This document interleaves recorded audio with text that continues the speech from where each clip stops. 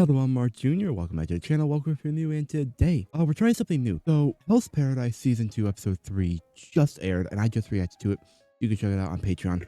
But I thought instead of posting the re-edited reaction over here, I'd just give my thoughts on the episode for like 5-10 minutes, give or take, just to try this out and see how it goes. And if this works out well, I might start doing this for the shows that are performing super well, but I still want to give my thoughts on it. So, Hell's Paradise Season 2, we had to deal with Rian, whose name I learned towards the end of the episode, with Rian and Chobe a little bit.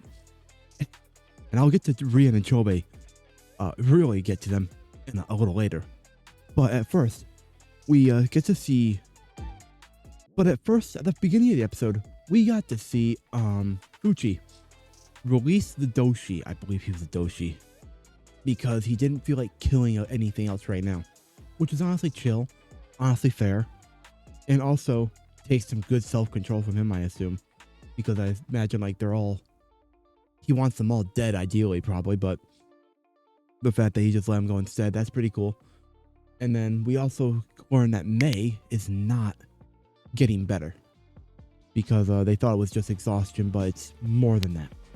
And the reason is because she used too much Tao. We learn that later on, or at least a part of the reason. But Fuchi, luckily, medical guy, he creates medicine for it. Or medicine for the fever specifically. Because he was like, yo, I'll help you with your fever, but in exchange, answer some of my questions. And honestly, that's fair.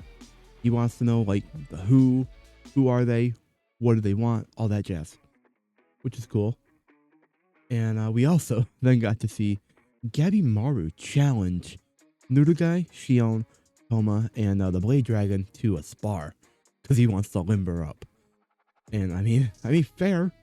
That's one way to do it. There's some of the strongest people here.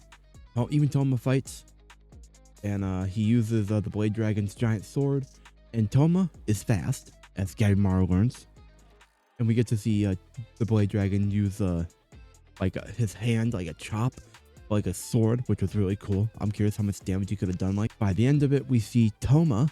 Well, we get to see Toma ask the Blade Dragon to train him, because he wants to get stronger for his survival. Revenge can wait. Survival is more important. And to show his resolve, his conviction, he cuts off his long hair, because the Blade Dragon kept calling him man or woman, which, rude. He could have just called him a femboy. But like, that was cool to see. Shion also learns just how dangerous Gabby Maru is. Like, he's actually dangerous. Like, oh, shit. Okay. Then finally, after that first scene, we see Chobe go up against Rian, who at the time I didn't remember his name, so I just called him one of the Tencent. But we see him go against Rian. It's a dangerous fight. And he almost kills Rian, because like, he goes for the navel. But then, unfortunately, we learn that Rian has clones, because of course he has clones. It can't be that easy to kill him. Eventually though, he gets captured because he's not strong enough, because he's already trying not to lose control. If he goes any further, he'll lose control. He gets captured, wakes up in a laboratory of sorts, like a botanical garden laboratory, and Rian Rian wants to perform Bochu Jutsu with Chobe, because Chobe's Tao is interesting. He's intrigued, and he wants to learn more about him by performing Bochu Jutsu. And they end up doing it, but in exchange, Chobe learns information. We learn information from both the Tencent side, and then we also learn information from May over there in the cave where everyone else is. And what we learn is we learned this last season, but that this whole island was created by one human 1,000 years ago, roughly. Grandmaster Shufu. He was researching immortality, and he stole 3,000 children and 100 craftsmen and then fled. And he sought immortality through trial and error, and eventually he made the Tencent. That's how they were born through what was it? They are a fusion of human and plant Tau. They're both female and male. Hence why they're able to, presumably, why they're able to go back and forth between the male and female body. The only way to kill them is using Tau, which we kind of learned that already. Going for the navel, like where the stomach is, I think. I think that's the navel.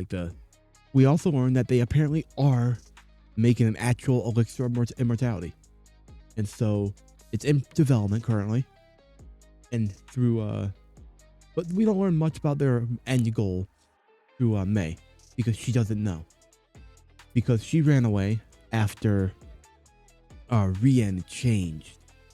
Because May and Rien were the first to be created by the Grandmaster Shufu. But he changed, and it wasn't good. And so she ran, which, fair enough. I don't blame her. Then we cut back to the scene with Rien and Chobe. And Rien says, we conduct research and perform experiments here. We learned also that every creature was made by a human, and each one was created for a purpose. Specifically, that purpose is the Hoko were created to observe how the immortal live. Makes sense, I guess. The Soshin teach Taoism to the Hoko, who have little concept of death, and they maintain order. And the Tensen are merely creations as well, as Rien says. Finally, towards the end, we learn that Chobe assumes that the Tensen want to turn everyone on the island into elixirs of immortality. But get this, they don't. They actually want to turn the entire mainland into elixirs of immortality, which not sure why, but fair enough. And and Rien says to Chobe, if you'll help us, we'll allow you to join us to the path of perfection, or whatever it was called. Rien says, if you join us, we'll let you live, and you can join us on the path of perfection, path to perfection, instead of getting turned into 10. And so Chobe has a decision to make. What's the smartest choice here? Because he can't beat Rien. He doesn't believe he can. And he also thinks it'd be too tough to escape from Rien as well. He's between a rock and a hard place.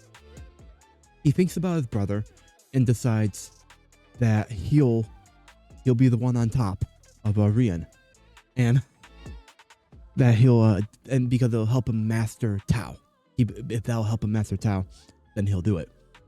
And I mean, fair enough, I guess.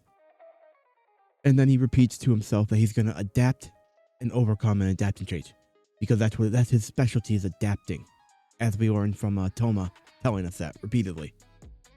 And so they do it, presumably. But the last thing we see from Chobe is him saying, wait for me, Toma, or think. And we also learn from Rien that Chobe's Tao is marvelous, which, I mean, cool. He's definitely gonna become stronger, probably.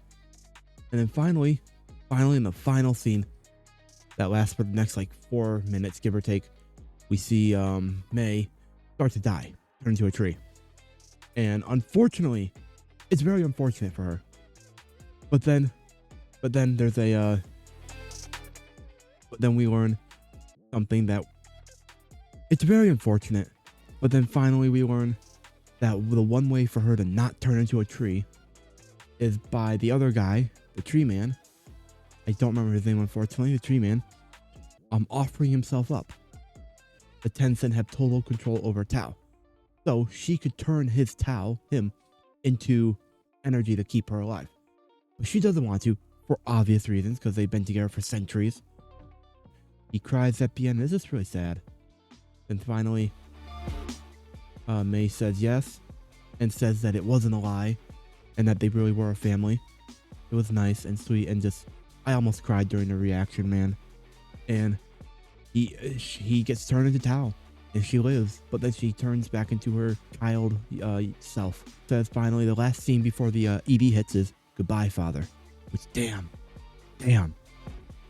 And finally, we have an end credit scene, which is the Blade Dragon being upset that that May is back to her normal tiny self.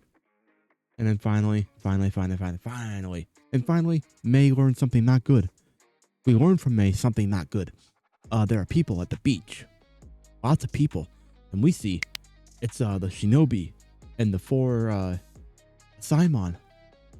Not good. Not good at all, man. And according to May, they are very strong, which is also not good. And next episode's gonna pop off.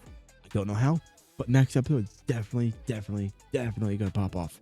But overall, though, it was a really good episode. I enjoyed it a lot, and I hope you all enjoyed it as well when you watched it.